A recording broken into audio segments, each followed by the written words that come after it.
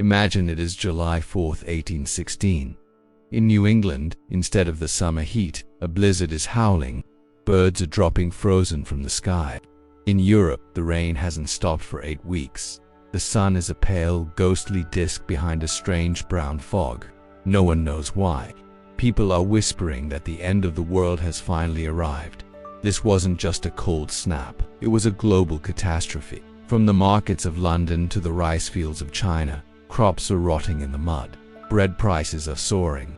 This is the last great subsistence crisis of the Western world. Riots are breaking out in the streets of France, and families are wandering the roads, begging for a handful of grain. In an age before the telegraph, news traveled slowly. Some blamed the newfangled lightning rods for draining the heat from the sky. Others turned to their Bibles, convinced that the Great Eclipse of 1816 was a sign of divine wrath. Science had no answers, and superstition filled the void.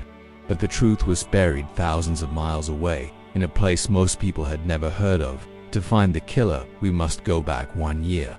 April 1815, the island of Sumbawa, Indonesia.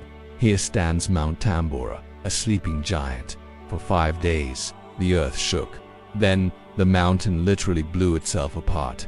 It was the loudest sound ever recorded in human history, heard over 2,000 kilometers away. But the explosion was only the beginning. Tambora ejected 150 cubic kilometers of ash and debris into the atmosphere. A massive cloud of sulfate aerosols rose into the stratosphere, wrapping the earth in a chemical veil. This veil acted like a mirror, reflecting the sun's heat back into space. The world was literally being shaded as the cloud drifted toward Europe and America. The stage was set for the year the sun died.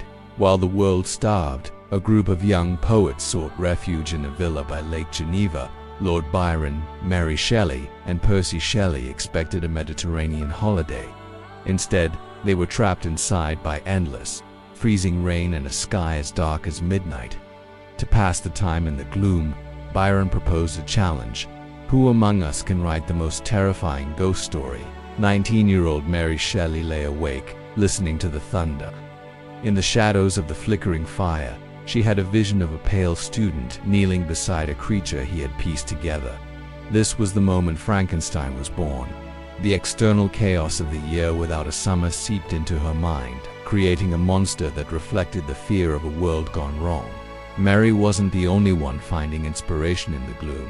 Lord Byron's physician, John Polidori, used that same cold summer to write The Vampire. Before this, vampires were just mindless monsters of folklore, but in the shadow of 1816 they became sophisticated, aristocratic predators. The modern vampire as we know it today was born out of a summer that never arrived. Outside the world of literature, the reality was brutal.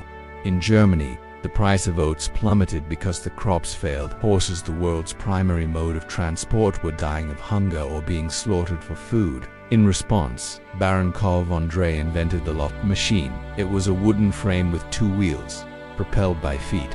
This was the ancestor of the bicycle, born directly from the death of the horse. In America, the freezing summer was the final straw for thousands of farmers.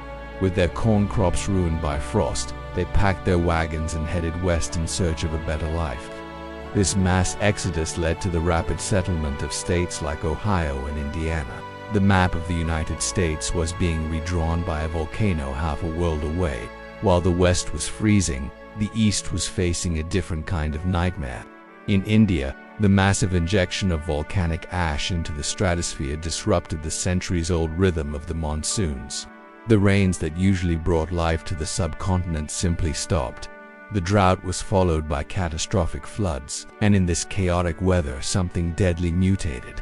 In the stagnant waters of Bengal, a new and terrifying strain of cholera emerged. Because the people were weakened by hunger and the climate was in turmoil, the disease spread like wildfire. This was the beginning of the first global cholera pandemic, a ghost that would haunt the world for the next century. It all started with a change in the wind, a change triggered by a mountain half a world away. If you were to look at the sky in 1816, you wouldn't just see gray clouds.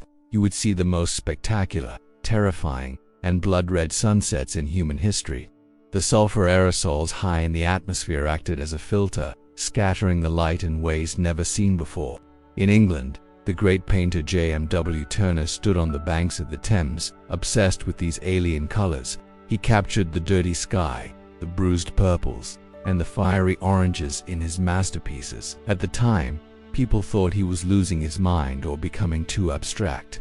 In reality, Turner was the world's first climate reporter, unknowingly painting the chemical signature of Mount Tambora on his canvases. Every brushstroke was a record of a dying atmosphere. As the crops failed and the sun remained hidden, a wave of religious hysteria swept through the desperate populations. In the absence of scientific explanation, people turned to the supernatural. Self-proclaimed prophets wandered the countryside of Vermont and New York, shouting that the day of judgment was at hand. One family, hit particularly hard by the freezing summer of 1816, was the Smith family. Their crops in Norwich, Vermont, froze 3 times in a row. Ruined and desperate, they moved to Palmyra, New York. It was there, in the wake of this displacement and the surrounding religious fervor, that young Joseph Smith would eventually start the Mormon movement, a global religion, born from a volcanic winter. We often talk about the human cost, but the silent victims were the animals. In the summer of 1816, the lack of hay meant that farmers had to make a heart-wrenching choice. Which of their livestock would they kill first? The smell of death hung over the countryside. Without oxen to plow or horses to transport goods, the entire machinery of civilization ground to a halt. In some parts of Europe, the scarcity was so extreme that people were found dead in the fields with green grass in their mouths, a desperate, final attempt to find something, anything, to eat. This was a world where the biological chain had been snapped by a single geological event. The strangest part of the story, for nearly a century, no one connected the dots. The people who lived through 1816 died without ever knowing why their world had turned to ice. It wasn't until 1913, when modern volcanology began to mature, that scientists started looking at the records of Mount Tambora. They realized that the year without a summer wasn't an act of God, but a result of Earth's internal pressure. Today we look at ice cores from Greenland and Antarctica, and we still find that thin layer of 1815 Asher frozen scar in the ice that reminds us how fragile our golden age of climate really is. As the frost continued to kill the wheat, the thin veneer of civilization began to crack. In the United Kingdom and France, the cries of hungry children turned into the roar of angry mobs. This was the era of the bread or blood riots. People weren't just protesting, they were fighting for survival. Grain wagons were hijacked and bakeries were looted under the pale midday sun. The authorities responded with iron fists. But you cannot imprison a starving population. The year 1816 proved that the distance between order and total anarchy is only a few missed meals. It was a terrifying glimpse into how quickly a global society can collapse when nature turns its back. But in this darkness, an unlikely hero emerged from the soil, the potato. Before 1816, much of Europe looked down on the potato as food fit only for animals or the poorest of the poor. But grain, wheat, rye, and oats need sun and dry warmth, things that didn't exist in 1816.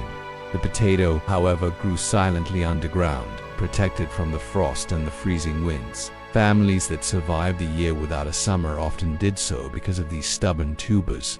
This crisis permanently shifted the European diet. The potato became the backbone of Western food security, a change that would eventually lead to a population boom.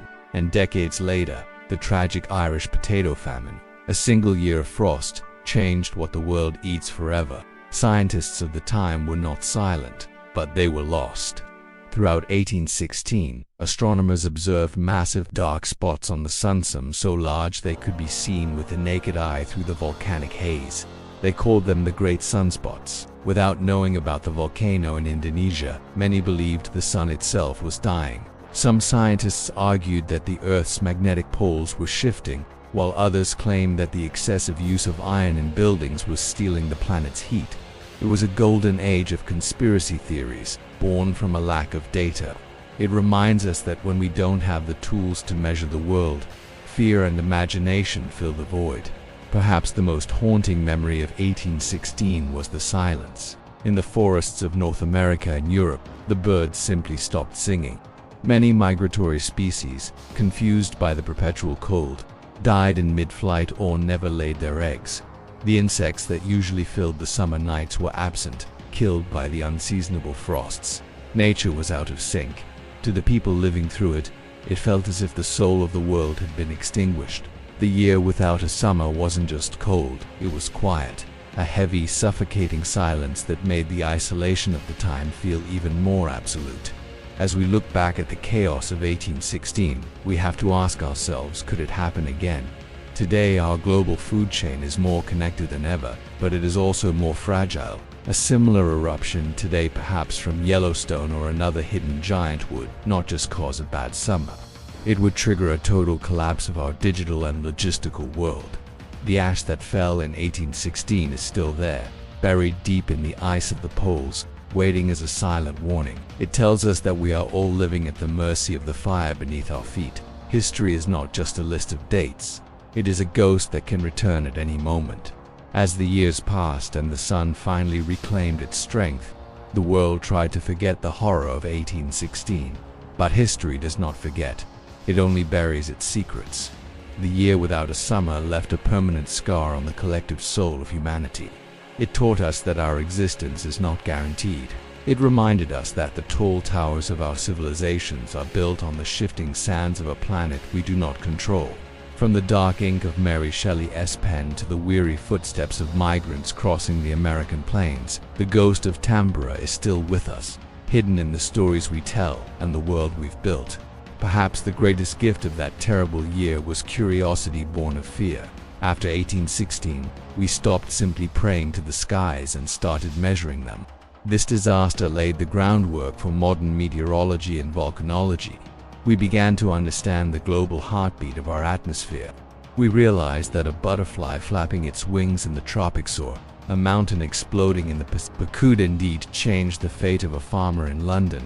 We became a global community of observers, bound together by the air we breathe and the dangers we share. The silence of 1816 was the beginning of a conversation between humanity and the earth that continues to this day. If 1816 was a story of death, it was also a story of incredible resilience. We didn't just survive, we adapted. We invented the bicycle when the horses died. We found new ways to farm when the grain failed.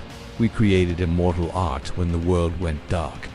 It is a testament to the human spirit that in our darkest hour, we found the light of innovation and creativity. We are a species defined not by the disasters that strike us, but by how we rise from the ash. The year without a summer proves that even when the sun goes out, the fire within us continues to burn. Deep in the glaciers of the poles, the ash of Mount Tambora still rests in a thin, dark line. It is a geological record of a year that shouldn't have been. It serves as a silent warning. In our modern age of climate change and interconnected fragility, 1816 is a mirror reflecting our potential future. It reminds us that nature doesn't need our permission to change the rules of the game. As we look at those ice cores, we aren't just looking at the past. We are looking at a blueprint of how quickly everything we take for granted can be taken away. The question is no longer if it will happen again, but when, and will we be ready? Thank you for stepping into this untold side of history with me. 1816 was the year the sun died, but it was also the year that modern humanity was truly born in the cold. If you found this story as fascinating as I did, don't forget to like and subscribe to uncover more hidden truths behind the surface of our world. History is full of secrets, and we are just getting started. I'm Earth's Hidden Stories, and until next time, keep looking for the stories that shaped the world in silence. Goodbye.